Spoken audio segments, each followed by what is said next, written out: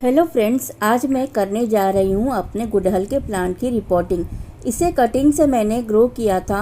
अब इसकी ग्रोथ हो चुकी है। एक तो इसे गमला छोटा पड़ रहा है और दूसरे इसका गमला टूट चुका है, तो इसका रिपोर्टिंग करना बहुत ज़रूरी है ताकि इसकी ग्रोथ अच्छी हो। यह डबल पेटल्स वाला रेड कलर का गुड़हल का प्लांट है और यह वह गमला है जिसमें मैं इसे लगाने जा रही हूँ। इसमें मैंने चंपा की कटिंग लगाई थी जो लगी नहीं, पर जो दूसरी चंपा की कटिंग मैंने लगाई थी वो लग चुकी है।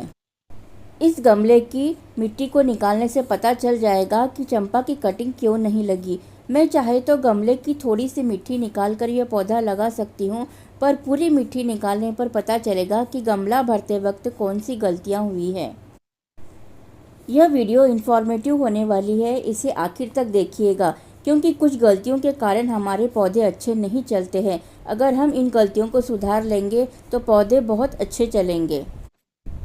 जब मैं नई गार्डनर थी तो मेरे बहुत सारी गलतियों के कारण मेरे पौधे अच्छे नहीं चलते थे। धीरे धीरे उनमें सुधार लाकर मैंने गार्डनिंग सीखी और आज मेरे लगभग सभी पौधे अच्छे चलते हैं। ये कुछ साल पहले भरा हुआ गमला है जब मैंने गार्डनिंग की शुरुआत की थी।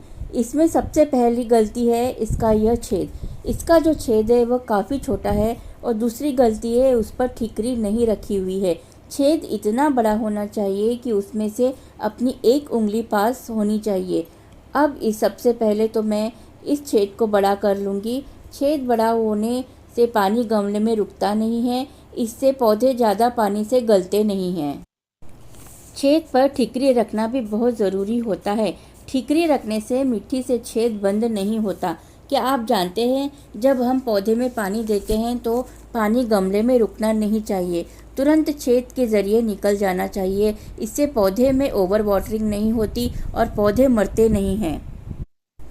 मैंने छेद को बड़ा कर लिया है और उस पर ठिकरी को उल्टा करके रख दिया है। अब सबसे पहले गमले के नीचे की लेयर में मैं गार्डन के इकट्ठा किए हुए सूखे पत्ते डालूंगी। इससे एक तो गमले में डाला हुआ पानी जल्दी ड्रेन होगा और दूसरे ये पत्ते धीरे धीरे डिकम्पोज होकर खाद बन जाएंगे। अब यहाँ पर मुझे दूसरी गलती दिख रही है, वह है मिट्टी का चिकना होना। यहाँ पर मैं मिट्टी को बांध रही हूँ तो यह बंध रही है, इसका मतलब है कि मिट्टी चिकनी है, इसीलिए इसमें चंपा की कटिंग नहीं लगी थी। तो चलिए आज हम सीखते हैं मिट्टी को कैसे उपजाऊ बनाते हैं।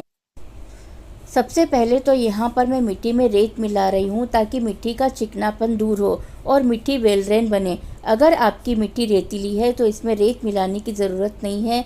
अब मैं इसमें मिला रही हूँ वर्मी कंपोस्ट। आप इसके बदले गोबर की खाद भी मिला सकते हैं। अब मैंने मिलाया है इसमें नीम खली, इससे पौधे में फंगस और कीड़ों की समस्या नहीं होती। इसके बाद मैंने मिलाया है इसमें बोन मील, इससे पौधों में फूल और फल बहुत मात्रा में लगते हैं। मैं अपनी मिट्टी इसी तरह से तैयार करती हूँ और मेरे पौधे काफ़ी अच्छे चलते हैं।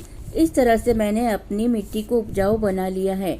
पुरानी मिट्टी को इसी तरह से उपजाऊ बनाया जाता है। अब मिट्टी को अच्छे से मिला लेना चाहिए। अभी तक आपने मेरे चैनल को सब्सक्राइब नहीं किया है तो सब्सक्राइब कर लीजिए और लाइक शेयर भी कीजिए ताकि यह जानकारी और लोगों तक पहुंच सके। और हाँ, बेल आइकन को ज़रूर दबाइए ताकि जब भी मैं वीडियो चैनल पर अपलोड करूं उसकी नोटिफिकेशन आपको मिलती रहे। अभी मैंने मिट्टी को अच्छे से मिक्स कर लिया है। अब मैं आधा गमला मिट्टी से भर लूँगी। अब आप देख सकते हैं रेत मिलाने से मिट्टी कितनी भुरभुरी हो गई है। मिट्टी में रेत मिलाना इसीलिए बहुत ज़रूरी होता है। आधा गमला मैंने भर लिया है। अब हम लगाते हैं अपने पौधे को। पौधा कितनी आसानी से निकल गया है और इसकी रूट्स देखिए कितनी अच्छी डेवलप हुई है। इस तरह की बारीक रूट्स जब पौधे में डेवलप होती है तो पौधा काफ़ी अच्छा ग्रोथ करता है। गुड़हल के इस पौधे में आपको एक दूसरा पौधा दिखाई दे रहा है, वो है कॉस्मोस का पौधा। इसे मैं निकाल कर दूसरे गमले में लगा लूँगी। इस तरह से बची हुई मिट्टी डालकर मैंने पौधा लगा लिया है। गमला ऊपर तक नहीं भरना है, 2 इंच की जगह छोड़ देना है और सबसे आखिर में पौधे में पानी दे देना है। तो चलिए फ्रेंड्स, मिलते हैं किसी और इन्फॉर्मेटिव वीडियो के साथ। तब तक के लिए हैप्पी गार्डनिंग।